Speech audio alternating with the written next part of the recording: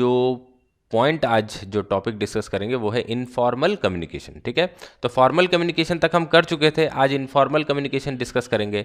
तो informal communication नाम में जो इनफॉर्मल वर्ड है उस पर अगर आप थोड़ा जोर डालें तो आपको पता चल जाएगा कि ये जो कम्युनिकेशन का टाइप है ये ऑफिशियल नहीं है, फॉर्मल नहीं है, या इनफॉर्मल है। ओके, तो इसका मतलब अगर किसी ऑर्गेनाइजेशन में अगर जो एम्प्लॉयज काम कर रहे होते हैं उनके बीच अगर कोई अनऑफिशियल कम्युनिकेशन हो रही है, अनऑफिशियल मतलब जो ऑफिशियल प्रोसीड्योर से रिलेटेड नहीं है, तो उसको इनफॉर्मल कम्युनिकेशन बोलते हैं। तो यहां पर देखो लिखा है informal communication between different members of organisations who are not officially attached to each other is known as informal communication.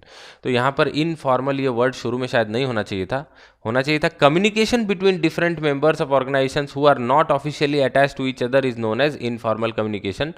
ठीक है, generally the social interactions, friendly talks and non-official matters are discussed in informal communication। तो informal communication का पूरा फंडा क्या है मैं आपको बताता हूँ। देखो, एक ऑर्गेनाइजेशन होती है, उसमें बहुत सारे लोग होते हैं जो लोग एक साथ मिलकर काम कर रहे होते हैं। तो काम करते वक्त उनको आपस में ऑफिशियल कम्युनिकेशन करने की जरूरत होती है। जो काम से रिलेटेड कम्युनिकेशन होता है वो तो फॉर्मल कम्युनिकेशन हो गया, लेकिन हर इंसान की एक सोशल नीड भी होती है, मिलने जुलने की, दोस्ती करने की, एक दूसरे से बातें करने की। ठीक है, अपने मन का किसी को बताया, किसी का दुख बांटा, किसी से सुख बांटा। तो ये सारी बातें जो होती है ऑफिस के अंदर भी ये सब चीज़ें होती है, ब्रेक्स में। तो ये सारी चीज़ें जो है ये इनफॉर्मल कम्युनिकेशन में आ जाता है। यानी कि दो एम्प्लॉयज़ एक ऑफिस के अंदर अगर फ्रेंडली तरीके से बात कर रहे हो या कुछ भी बात कर रहे हो, सोशल इंटरेक्शन कर रहे हो कि हेलो कैसे हैं आप, वगैरह वगैरह, तो ये सब चीज़ें जो है इनफॉर्मल कम्युनिकेशन। कभी कभी ऑफिस में गॉसिप्स वगैरह भी होती हैं, मसालेदार गॉसिप्स वगैरह, तो वो सारी चीज़ें भी इनफॉर्मल कम्युनिकेशन के अंडर ही आ जाती हैं। तो इनफॉर्मल कम्युनिकेशन क्योंकि ये एक ऑफिशियल कम्युनिकेशन नहीं है तो इसका कोई फिक्स्ड डायरेक्शन या पाथ नहीं होता है, ये कैसे भी फ्लो कर सकता है। ठीक है, जिगजैग मैनर, कंफ्यूजिंग मैनर में। तो इसीलिए इसको ग्रेप वाइन भी बोला गया है। अब ग्रेप वाइन मतलब क्या होता है पता है? ग्रेप मतलब अंगूर और वाइन मतलब अंगूर की जो झाड़ियाँ होती है। तो कभी अगर आपने अंगूर की झाड़ियाँ देखी होंगी तो वो बहुत टेढ़ी मेढ़ी उलझी हुई होती हैं। ठीक है, उसका कोई निर्धारित शेप नहीं होता है। तो ग्रेप वाइन इसको इसलिए बोला गया इनफॉर्मल कम्युनिकेशन को क्योंकि ये कोई पर्टिकुलर पाथ फॉलो नहीं करता है, वो किसी भी मैनर में फ्लो कर सकता है ये इन्फॉर्मेशन। ठीक है, और ये जो इनफॉर्मल कम्युनिकेशन के अंदर जो भी इंफॉर्मेशन फ्लो होता है ना, उसका कोई फिक्स्ड सोर्स नहीं होता, या होता भी है तो उसको आप ट्रेस नहीं कर पाते। और ये जो इन्फॉर्मेशन है ये किसी भी डायरेक्शन में मूव होता है। ऐसा ज़रूरी नहीं है कि सुपीरियर से सबॉर्डिनेट मूव होगा या सबॉर्डिनेट से, ये सब चीज़ें इसमें मायने ही नहीं रखती हैं। ये कहाँ से कहीं भी मूव हो सकता है। ठीक है, ऐसा भी हो सकता है कि कंपनी का जो एमडी है उसको पियोन जो है ना, पियोन से कोई गॉसिप पता चले। ठीक है, तो इनफॉर्मल कम्युनिकेशन का कोई पाथ नहीं होता, ये कैसे भी मूव कर सकता है। अब इसके कुछ टाइप्स हैं, उसमें सबसे पहला है गॉसिप। गॉसिप का मतलब आप सभी को पता है।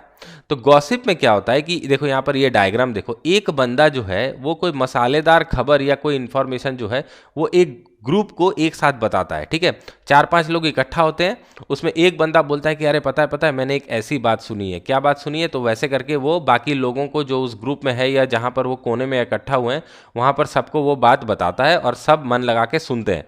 तो ये जो हो गया इसको बोलते हैं गॉसिप। दूसरा पॉइंट क्या है? दूसरा पॉइंट है क्लस्टर। क्लस्टर में क्या होता है कि जो इंफॉर्मेशन है वो बिटवीन 2 पर्सन्स शेयर होता है। अब मान लो कि आपको अपने स्कूल के बारे में कोई एक बहुत ही इंपॉर्टेंट चीज़ पता चली जो आप सब लोगों को बताना नहीं चाहते, आप सिर्फ अपने एक भरोसेमंद दोस्त को बताना चाहते हैं। तो आप गए और अपने दोस्त के पास और उससे कहा कि पता है मुझे ना एक ऐसी चीज़ पता चली है। ठीक है, तो आपने उसको बताया इसलिए क्योंकि आप उसको ट्रस्ट करते हो और आप जानते हो कि वो ज़्यादा इधर उधर बात फैलाएगा नहीं। फिर वो बंदा क्या करता है, लोगों के पेट में तो बात हजम होती नहीं है, वो फिर जाता है अपने किसी खास दोस्त के पास, कोई और दोस्त है, और उससे कहता है जानते हो मुझे एक ऐसी बात पता चली है। तो इसी तरह से इंफॉर्मेशन जो है वो आगे बढ़ती है एक ग्रुप से दूसरे ग्रुप तक। ठीक है, तो इसी को क्लस्टर मेथड बोलते हैं। देखो यहाँ पर ये जो 1 नंबर जो बंदा है ये इसने कम्युनिकेट किया 3 के साथ, 4 के साथ और 2 के साथ। तो ये दोनों कम्युनिकेट कर रहे हैं, फिर ये दोनों कम्युनिकेट कर रहे हैं, उसके बाद ये फिर अपने 3 दोस्तों को बता रहा है और फिर कह रहा है कि किसी को बोलना मत, फिर ये अपने 3 दोस्तों को बता रहा है। तो ऐसे करके क्लस्टर फॉर्म में जो है इन्फॉर्मेशन आगे बढ़ता है।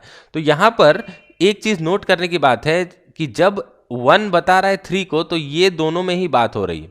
फिर इन दोनों में बात होगी, 3 चला गया, मान लो कि 4 आया, तो फिर 1 ने 4 को भी ये चीज़ बताई, ठीक है। और उसके बाद फिर 2 आया तो 1 ने 2 को भी ये चीज़ बताई। तो तीनों को इकट्ठा करके अगर 1 ये चीज़ बताता तो वो फिर गॉसिप हो जाता, क्लस्टर नहीं होता, ठीक है। तो यहाँ पर डिफरेंस जो है इसका ध्यान रखना।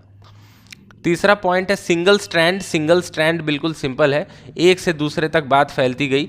यहाँ पर देखो ये जो एक्स है, ये अगर एक बात कोई इन्फॉर्मेशन जो है वो इसको देना चाहे तो फिर इससे इसमें पास हो रहा है, इससे इधर पास हो रहा है, इससे इधर पास हो रहा है। तो ये एक सिंगल स्ट्रैंड कम्युनिकेशन पैटर्न है, जहाँ पर एक बंदा दूसरे को बता रहा है, वो आगे किसी को बता रहा है, वो आगे किसी को बता रहा है, जैसे कि सब लोग एक लाइन में खड़े हों, ठीक है।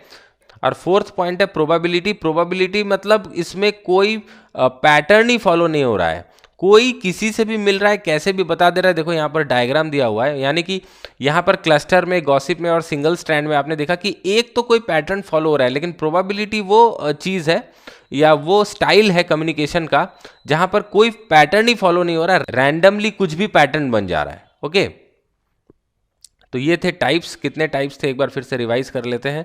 यहाँ पर 4 टाइप्स थे। सबसे पहला था गॉसिप, फिर क्लस्टर, फिर सिंगल स्ट्रैंड और लास्ट में प्रोबेबिलिटी। ओके, अब इसके बाद देखो एडवांटेजेस ऑफ इनफॉर्मल कम्युनिकेशन। तो इनफॉर्मल कम्युनिकेशन के कुछ एडवांटेजेस हैं, और ये एडवांटेजेस जो हम यहाँ पर अभी देख रहे हैं ये एम्प्लॉय के पॉइंट ऑफ व्यू से देख रहे हैं, ठीक है। एम्प्लॉयर के नहीं, ऑर्गेनाइजेशन के नहीं, एम्प्लॉय के पॉइंट ऑफ व्यू से। एम्प्लॉय के लिए क्या एडवांटेजेस है वो देख रहे हैं। तो सबसे पहला है एम्प्लॉय को फ्रेंडली रिलेशनशिप बनाने में इनफॉर्मल कम्युनिकेशन हेल्प करती है और सोशल सेटिस्फैक्शन में हेल्प करती है। अब मान लो अगर कोई बिजनेस ऑर्गेनाइजेशन है जहां पर लोग एक दूसरे से बात नहीं करते हैं, एक दूसरे से हाय हेलो गपशप नहीं करते हैं, सिर्फ और सिर्फ ऑफिशियल कम्युनिकेशन ही होता है, सिर्फ और सिर्फ फॉर्मल कम्युनिकेशन ही होता है, तो क्या वो ऑर्गेनाइजेशन कोई ऐसा ऑर्गेनाइजेशन लगेगा जिसमें ह्यूमंस काम कर रहे हैं? नहीं लगेगा। वहां पर लगेगा कि सिर्फ रोबोट्स काम कर रहे हैं, क्योंकि ह्यूमन बींग्स की ये एक नेसेसिटी होती है कि वो एक दूसरे से दोस्ती बढ़ाएं, एक दूसरे से कम्युनिकेट करें। उनकी कुछ सोशल सेटिस्फैक्शन की एक नीड होती है, उसको फुलफिल करना ज़रूरी होता है। अगर आपको सारा दिन एक जगह पर बिठा दिया जाए और काम करने के लिए बोला जाए और आपसे कहा जाए कि आप किसी से बात नहीं कर सकते, किसी से गपशप नहीं कर सकते, किसी से हाय हेलो नहीं कर सकते, तो आप ज़्यादा से ज़्यादा एक दिन उस काम में टिकेंगे, उससे ज़्यादा वहाँ टिक ही नहीं पाएंगे, आपका दिमाग जो है वो ख़राब हो जाएगा। तो सेम चीज़ यहाँ पर है। इनफॉर्मल कम्युनिकेशन से जो एम्प्लॉयज़ ऑर्गेनाइजेशन में काम कर रहे होते हैं उनको फ्रेंडली रिलेशनशिप, बातें शातें गपशप करने का मौका मिलता है और उससे उनको सोशल सेटिस्फैक्शन मिलता है। इससे इनकी काम की परफॉर्मेंस जो है वो भी अच्छी होती है। आपको लगेगा कि ये सब गपशप करके समय बर्बाद करते हैं, लेकिन ये भी ज़रूरी है। अगर ये नहीं होगा ना तो इंसान का दिमाग जो है वो फट जाएगा और काम तो वो कर ही नहीं पाएगा, ठीक है। दूसरा point, through informal communication the matters can be discussed which cannot be discuss through official channels. अब कभी कभी क्या होता है कि ऑफिशियल चैनल से कुछ कुछ मैटर्स जो है वो डिस्कस नहीं किए जा सकते, ठीक है, उसमें मनाही होती है, लेकिन इनफॉर्मल कम्युनिकेशन से पता चल जाता है। अब मान लो कि एक मैनेजर है, मैनेजर ने एक पॉलिसी बनाई है और पॉलिसी जो है वो एम्प्लॉयज़ को पसंद नहीं आई, उसके अंडर जो लोग काम कर रहे हैं उसको पसंद नहीं आया, उनको इससे कुछ शिकायत है, लेकिन मैनेजर जो है वो ऑफिशियली उसने ऑर्डर दे दिया है कि इस पॉलिसी को फॉलो करना ही पड़ेगा। तो ये लोग तो बाध्य हैं उसको फॉलो करने के लिए। ये लोग मैनेजर से ऑफिशियली नहीं बोल सकते कि हम फॉलो नहीं करेंगे, लेकिन ये लोग जब आपस में बात करते हैं ना, अरे यार ये मैनेजर ने क्या पॉलिसी बना दी, देखो हम लोग तो इसके लिए कितना सफ़र करना पड़ रहा है, तो इस चीज़ से उनको थोड़ा सा सेटिस्फैक्शन मिलता है और हो ना हो किसी तरह ये फीडबैक जो है वो मैनेजर तक पहुंच जाता है। और कभी कभार मैनेजर ये सोचता है कि अरे यार मैंने क्या पॉलिसी बना दी, मेरे अंडर जो सबऑर्डिनेट्स हैं इनको तो काफ़ी ज़्यादा प्रॉब्लम हो रही है। तो ये प्रॉब्लम कभी कभी जेन्युइन प्रॉब्लम भी होती है, और अगर मैनेजर को लगता है कि प्रॉब्लम जेन्युइन है तो फिर वो पॉलिसी में बदलाव करने की सोच सकता है। तो कभी कभी क्या होता है कि ऑफिशियल चैनल से जो फीडबैक मैनेजर तक नहीं पहुँचता वो अनऑफिशियल यानी कि इनफॉर्मल कम्युनिकेशन के थ्रू पहुँच जाता है, ठीक है। It provides information to all the members cutting across official channels. अब मान लो कि कोई इन्फॉर्मेशन है ऑर्गेनाइजेशन से रिलेटेड, वो इनफॉर्मल चैनल के थ्रू फ्लो हो रहा है, तो ये सारे मेंबर्स तक पहुंच जाएगा, सिर्फ उन मेंबर्स तक नहीं पहुंचेगा जिन तक ऑफिशियल चैनल के थ्रू पहुंचना चाहिए था। तो इसका एग्जांपल कैसे लेते हैं, मान लो कि ऑफिशियल चैनल में ए, बी और सी तक ही कोई इन्फॉर्मेशन पहुंचना चाहिए था ऑफिशियली, ठीक है, लेकिन इनफॉर्मल चैनल से अगर वो फ्लो करता है तो ए बी सी तक तो ऑफिशियली पहुंचा ही है, डी को भी इस बारे में पता चल जाएगा कि ए ने बी के साथ कुछ कम्युनिकेट किया है और सी के साथ कुछ कम्युनिकेट किया है, ई को भी पता चल जाएगा। तो जो इंफॉर्मेशन ऑफिशियल चैनल में सिर्फ ऑफिशियल लोगों के पास ही पहुंचता है जिनके पास वो पहुंचना चाहिए, इनफॉर्मल चैनल के थ्रू वही इंफॉर्मेशन बाकी मेंबर्स तक भी पहुंच जाता है। ठीक है, अब मैनेजमेंट के पॉइंट ऑफ व्यू से क्या बेनिफिट है वो वाला एक बार देख लेते हैं। ठीक है, तो managers can fill up communication gap if there is any through informal communication.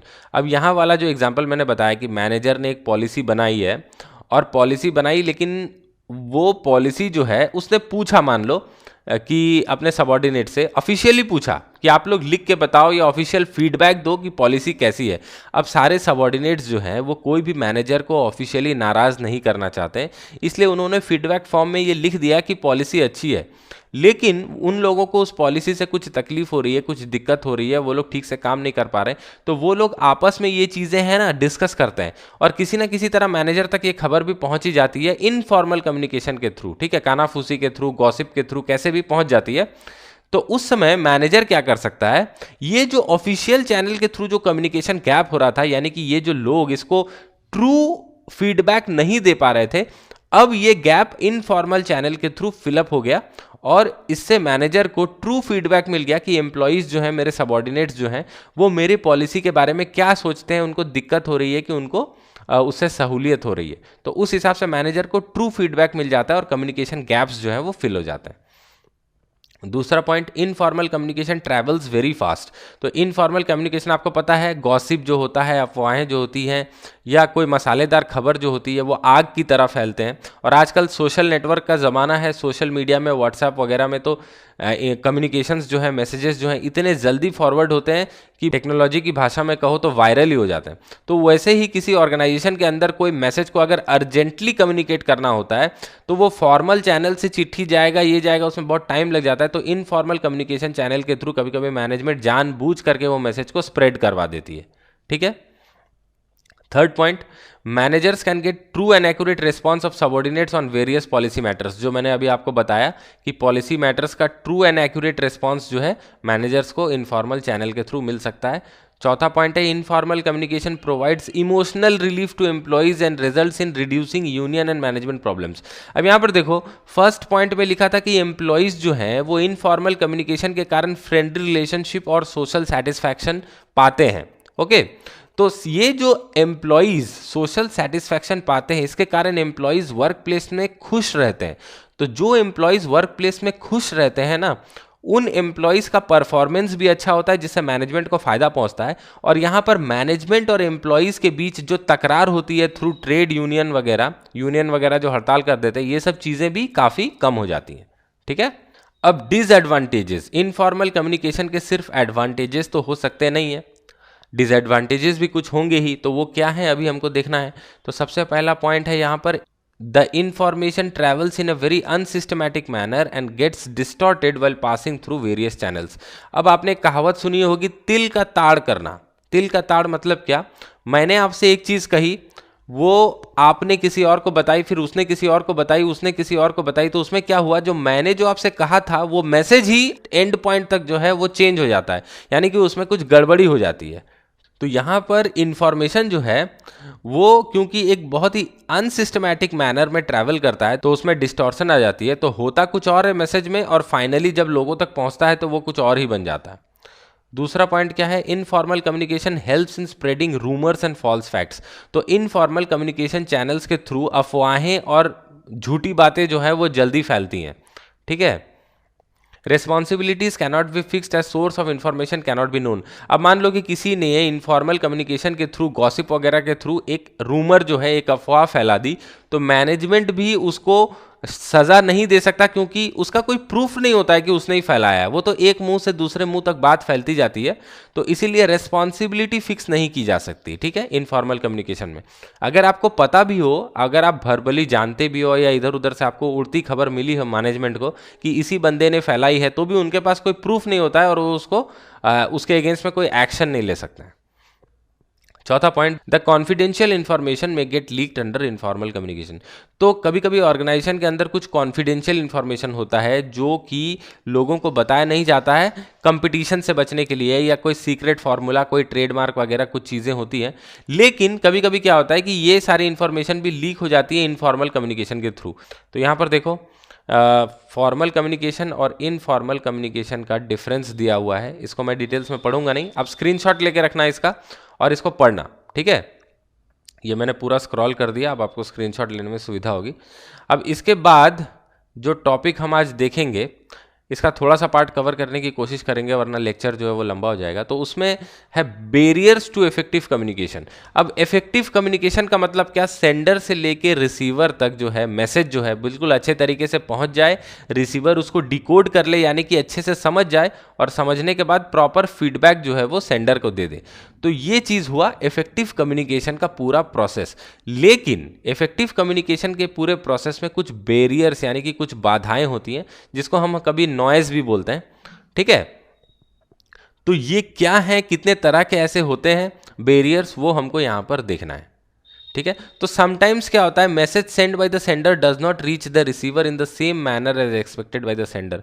तो कभी कभी सेंडर रिसीवर को जो मैसेज भेजता है वो रिसीवर के पास कभी कभी नहीं पहुंचता है उस मैनर में जैसा रिसीवर ने जैसा सेंडर ने सोचा था कि पहुंचेगा।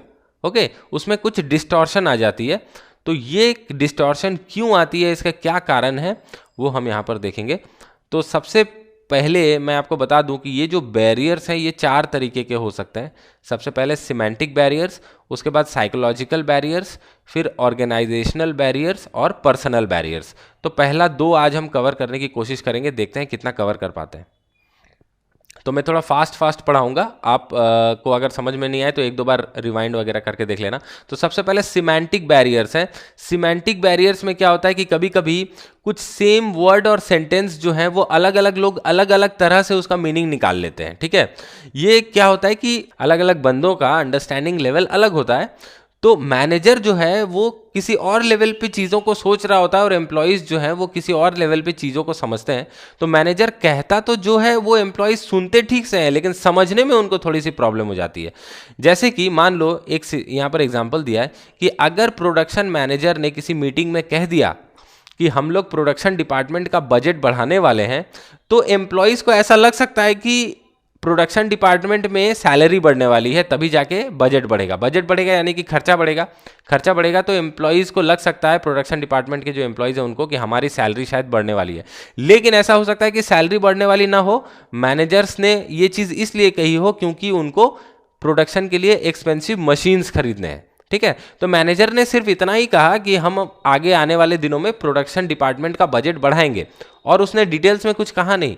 एम्प्लॉयज़ को लगा कि बजट बढ़ाने से मैनेजर का मतलब ये है कि वो उनकी सैलरी बढ़ाने वाला है, उससे वो खुश भी हो गए। लेकिन बाद में उनको पता चलता है कि मैनेजर जो है वो एक्सपेंसिव मशीनरी खरीदने की बात कर रहा था। तो यहाँ पर कम्युनिकेशन में बैरियर आ रहा है, ये है सिमेंटिक बैरियर, ठीक है। यहाँ समझने में प्रॉब्लम हो रही है।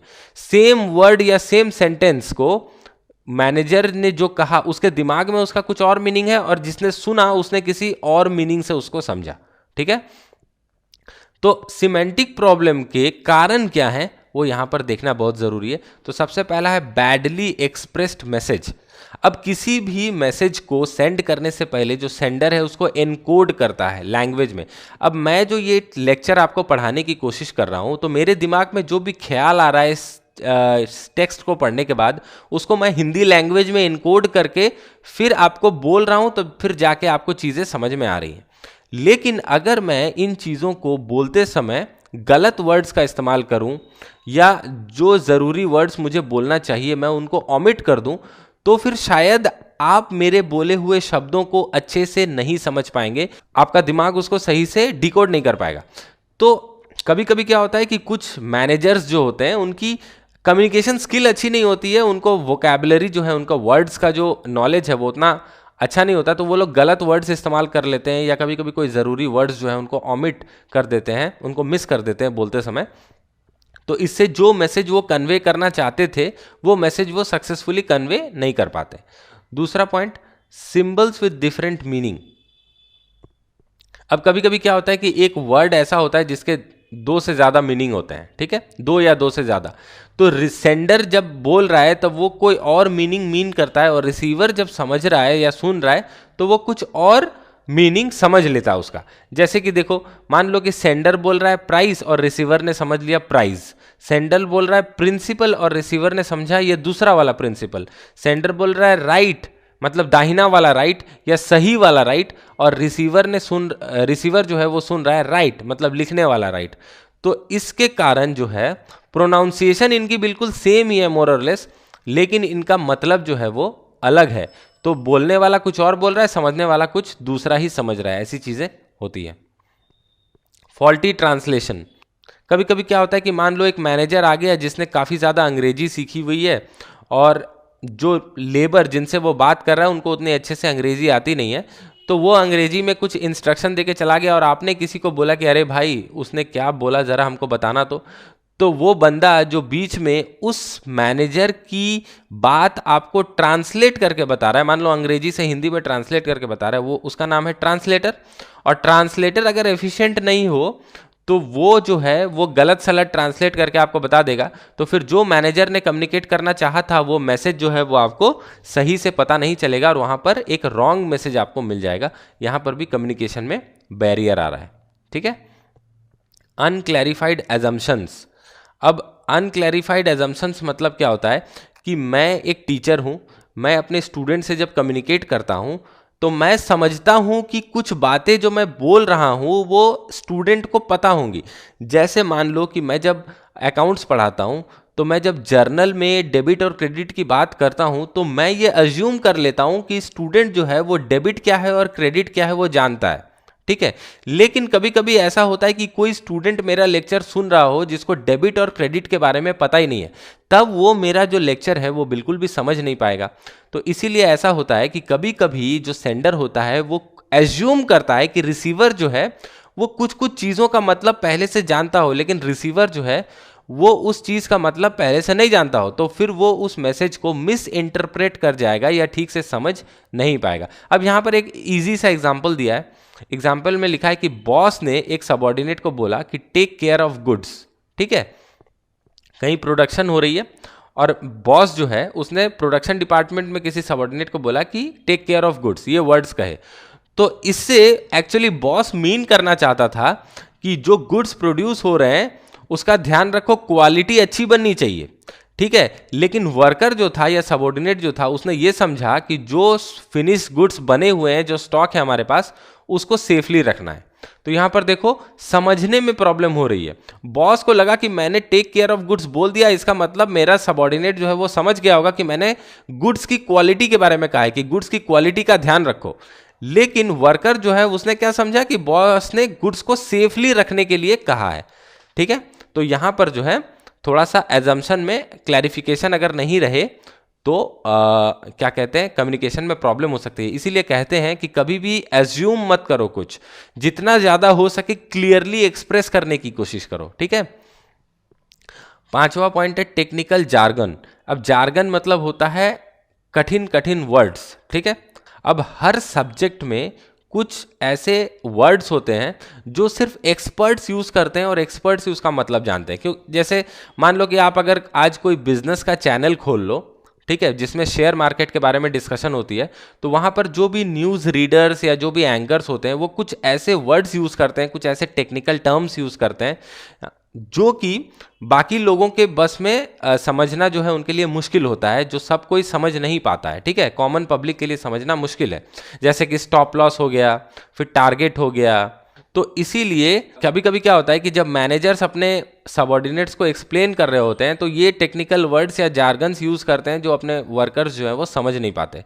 ठीक है। एग्जाम्पल यहाँ पर एक दिया हुआ है कि finance manager announces EBIT is 20 crore. तो EBIT मतलब होता है earning before interest and tax. तो ये चीज जो है EBIT का मतलब हर एम्प्लॉय को नहीं भी पता हो सकती है। ठीक है। या कोई मैनेजर ने बोला कि आज व्हाइट कॉलर एम्प्लॉयज की मीटिंग होगी, तो व्हाइट कॉलर एम्प्लॉयज मतलब जो हायर मैनेजमेंट में जो एम्प्लॉयज बैठे हुए होते हैं उनको व्हाइट कॉलर एम्प्लॉयज होते हैं। पर कोई वर्कर तो ऐसा भी समझ सकता है कि जो लोग आज सफ़ेद शर्ट पहन के आए हैं उनकी मीटिंग होने वाली है। ठीक है। कोई बेवकूफ़ एम्प्लॉय ऐसा हो भी सकता है जिसको व्हाइट कॉलर का मतलब नहीं पता है, तो वो उसने समझा कि व्हाइट शर्ट पहन के जो लोग आए हैं यानी कि जिनकी भी व्हाइट कॉलर है उनकी आज मीटिंग होने वाली है। तो इस टाइप के प्रॉब्लम्स जो हैं हो सकते हैं। इसलिए कम्युनिकेट करते समय जो सेंडर है उसको हमेशा यह ध्यान रखना चाहिए कि जिससे हम कम्युनिकेट कर रहे हैं उसका लेवल ऑफ नॉलेज क्या है। ठीक है। उसके लेवल ऑफ नॉलेज को ध्यान में रख के बिल्कुल क्लियरली कम्युनिकेट करना चाहिए ताकि नीचे वाले जो लोग हैं वो आपका मैसेज है एकदम क्लियरली समझ सके। छठा पॉइंट है body language and gesture decoding. Body language and gesture decoding का मतलब है कि कभी कभी क्या होता है कि जब हम अपने मुंह से कुछ बोल रहे होते हैं तो हमारे चेहरे में कुछ एक्सप्रेशंस भी होते हैं जो हमारे शब्दों के साथ मेल खाते हैं। जैसे मान लो कि मैं अगर तुमको कोई जोक सुना रहा हूँगा तो मेरे चेहरे पे एक हंसने का एक्सप्रेशन होगा, लेकिन कभी कभी क्या होता है कि कुछ लोगों का बॉडी लैंग्वेज और जेस्चर जो है वो मैच नहीं करता है। मान लो कि कोई मैनेजर है, वो एक जोक सुना रहा है पर चेहरा उसका देख के ऐसा लग रहा है कि वो बहुत ज़्यादा गुस्सा है, एंगर है। तो इससे क्या होगा, वर्कर्स जो है वो कंफ्यूज हो जाएंगे और जो भी बात वो मैनेजर कर रहा है या जो भी मैसेज वो दे रहा है वो वर्कर्स को क्लियरली समझ में नहीं आएगा। तो ये भी एक बैरियर है कम्युनिकेशन में। ओके, अब इसके बाद का जो टॉपिक है वो है साइकोलॉजिकल बैरियर। तो साइकोलॉजिकल बैरियर मतलब क्या, इमोशनल और साइकोलॉजिकल फैक्टर भी कभी कभी इफेक्टिव कम्युनिकेशन में बैरियर का काम करते हैं। स्टेट ऑफ माइंड जो होता है ना, उसका बहुत बड़ा इन्फ्लुएंस होता है over the information and it's reflection. अब सबसे बड़ा एग्जाम्पल मैं देता हूँ कि मान लो मैं ये लेक्चर आपको पढ़ा रहा हूँ, ठीक है, या मान लो कि क्लासरूम में आप बैठे हैं और आपका क्लास टीचर आपसे कुछ पढ़ा रहा है, ठीक है, लेकिन अगले क्लास में एक टेस्ट होने वाला है जिसके लिए आपने कुछ भी पढ़ाई नहीं की है और आपके दिमाग में बस वही टेंशन चले जा रहा है कि अगले क्लास में एक टेस्ट है और मैंने कोई पढ़ाई नहीं की है, तो मेरा क्या होगा। और इस टेंशन के कारण इस क्लास में जो टीचर आपको पढ़ा रहा है आप उस पर ध्यान ही नहीं लगा पा रहे हो। तो टीचर तो अपना जो लेक्चर जो है वो डिलीवर किए जा रहा है पर आपके दिमाग में कुछ घुस नहीं रहा है। तो ये है स्टेट ऑफ माइंड का इन्फ्लुएंस आपके दिमाग के ऊपर, जो आपके दिमाग को इंफॉर्मेशन रिसीव करने नहीं दे रहा है, या आपके कानों में बातें जा भी रही हैं पर आपका दिमाग उसको डिकोड नहीं कर पा रहा है। ठीक है, तो इमोशनल और साइकोलॉजिकल फैक्टर्स जो होते हैं ये बहुत बड़ा रोल प्ले करते हैं इंफॉर्मेशन को सेंड रिसीव कोड डिकोड करने में। ठीक है, तो यहाँ पर ये बैरियर का काम कर सकते हैं। अब एक फ्राइटेंड पर्सन, जैसे मैंने एग्जांपल बताया आपका कि आपकी अगले क्लास में क्लास टेस्ट है और टीचर भी बहुत स्ट्रिक्ट है, लेकिन आपने कोई पढ़ाई की नहीं है इसलिए आप डरे हुए हैं, अंदर से फ्राइटेंड हैं। तो फ्राइटेंड पर्सन जो है ना वो अच्छे से कम्युनिकेट कर भी नहीं सकता, कम्युनिकेशन को रिसीव भी नहीं कर सकता। एंग्री पर्सन जो है वो कभी कभी कम्युनिकेशन को इफेक्टिवली रिसीव नहीं कर सकता। अब मान लो कि आपका क्लास टीचर आप पे बहुत गुस्सा है क्योंकि आपने होमवर्क नहीं किया, ठीक है, लेकिन आप बताने की कोशिश कर रहे हो कि कल आपके घर में कुछ ऐसी प्रॉब्लम हो गई थी जिसके कारण आप होमवर्क नहीं कर पाए, पर वो कुछ सुनने को तैयार ही नहीं है क्योंकि वो गुस्सा होकर बैठा हुआ है। तो आप उससे इफेक्टिवली कम्युनिकेट ही नहीं कर पा रहे हो, अपना कारण ही नहीं बता पा रहे हो क्योंकि आपका टीचर गुस्सा है। तो एंग्री पर्सन कम्युनिकेशन को रिसीव नहीं कर सकता कभी कभी इफेक्टिवली। तो ये चीज़ें जो है ये साइकोलॉजिकल बैरियर्स होती हैं। अब किस टाइप के साइकोलॉजिकल बैरियर्स हैं? सबसे पहला है pre mature evaluation. Pre mature evaluation क्या है? मान लो कि एक ऐसी सिचुएशन है जहां पर आप किसी को कुछ एक्सप्लेन कर रहे हो और वो सामने वाला बंदा इतना ज़्यादा कॉन्फिडेंट है कि वो आपकी बात खत्म होने से पहले ही कंक्लूजन्स ड्रॉ कर रहा है। ठीक है, ठीक है, ठीक है भाई, तुम्हारी बात मैं समझ गया, ज़्यादा बोलने की ज़रूरत नहीं है, मैं समझ गया तुमने क्या किया है, ठीक है, तुमको ज़्यादा समझाने की ज़रूरत नहीं है, ऐसा एक रिस्पॉन्स दे रहा है। मतलब आप जी जान लगाकर कोई बात उसको समझाने की कोशिश कर रहे हो और वो बंदा इतना ओवर कॉन्फिडेंट है कि वो बिना आपकी बात सुने ही वो समझ जा रहा है कि आप क्या कहना चाह रहे हो। तो इस केस में उसको, इस सिचुएशन को बोलते हैं प्री मैच्योर एवैल्यूएशन। तो प्री मैच्योर एवैल्यूएशन जो है वो क्या होता है कि इफेक्टिव कम्युनिकेशन में एक बैरियर होता है। आप जो मैसेज उसको देना चाह रहे हो वो ले ही नहीं पा रहा है क्योंकि उसको लगता है कि वो पहले से ही सब कुछ जानता है। वो एक ओपन माइंडेड पर्सन नहीं है, वो दूसरों की बात सुनना नहीं चाहता है। ठीक है, इसका कारण ये हो सकता है कि उसको आपके अगेंस्ट में कोई पर्सनल ग्रज है। मान लो कि एक मैनेजर है, उसके अंदर आप काम करते हो और वो मैनेजर जो है वो आपको पसंद नहीं करता है। तो जब आप उसको कुछ एक्सक्यूज देने जाओगे या उससे छुट्टी मांगने जाओगे या उसको कुछ बोलने जाओगे तो वो आपकी बात ध्यान से सुनेगा ही नहीं, आपको इग्नोर करता रहेगा। तो वो जो है वो प्री मैच्योर एवैल्यूएशन के अंडर आता है। ठीक है, दूसरा पॉइंट है lack of attention. It means when receiver does not pay complete attention to the message, as a result communication becomes ineffective. जैसा कि मैंने आपको बताया कि आपके क्लास में क्लास टीचर लेक्चर डिलीवर कर रहा है पर आपके दिमाग में टेंशन है कि अगले क्लास में क्लास टेस्ट में मेरा क्या होगा। तो इसका मतलब ये है कि आप इस क्लास में अपना अटेंशन जो है वो नहीं दे रहे हो, या आप किसी वीडियो गेम के बारे में सोच रहे हो या किसी मूवी के बारे में सोच रहे हो और क्लास में अपना ध्यान नहीं लगा रहे हो। तो उस केस में टीचर बहुत मेहनत करके भी अगर लेक्चर दे तो भी उसका पूरा मेहनत जो है वो बेकार हो जाएगा आपके रेस्पेक्ट में, क्योंकि आपने उसकी बात जो है वो ध्यान से नहीं सुनी। ठीक है, तो ये है लैक ऑफ अटेंशन, ये भी एक साइकोलॉजिकल बैरियर है। तीसरा पॉइंट है loss by transmission and poor retention. अब कभी कभी क्या होता है कि कुछ बातें जो हैं वो वेरियस लेवल से पास होती हैं, तो उसमें फिल्टरिंग और लॉस ऑफ इंफॉर्मेशन होता है। जैसे कि मैंने बोला कि मान लो ए ने बी को कुछ बात बताई, बी ने वही बात सी को बताई, सी ने वही बात डी को बताई, डी ने वही बात ई को बताई, तो ए ने जो एक्चुअली बोला था ई तक पहुंचते पहुंचते वो बात जो है वो थोड़ी सी चेंज हो जाती है, तिल का ताड़ हो जाता है। ठीक है, और ये इसलिए होता है। और कभी कभी ऐसा भी होता है कि ए ने कोई बात कही हो मान लो बी को, और काफ़ी देर बाद बी को वो बात याद नहीं रहती, क्योंकि ओरल इन्फॉर्मेशन जो है उसका तो कोई रिटन रिकॉर्ड है नहीं। तो मैंने आपसे कल क्या कहा था या कल के लेक्चर में आपसे क्या डिस्कस किया था, अगर मैं आपसे वर्ड टू वर्ड पूछूं तो आपको अभी याद नहीं होगा, ये नॉर्मल सी बात है। तो कभी कभी लोग किसी को कोई इन्फॉर्मेशन देते हैं, कोई मैसेज देते हैं, पर रिसीवर जो है उसको भूल जाता है, या वो ट्रांसमिशन में जो है थोड़ा सा उसमें डिस्टॉर्शन आ जाती है। तो उन सब कारणों की वजह से भी कम्युनिकेशन में प्रॉब्लम होती है, जिसको बोलते हैं loss by transmission and poor retention. ठीक है, चौथा पॉइंट है डिस्ट्रस्ट।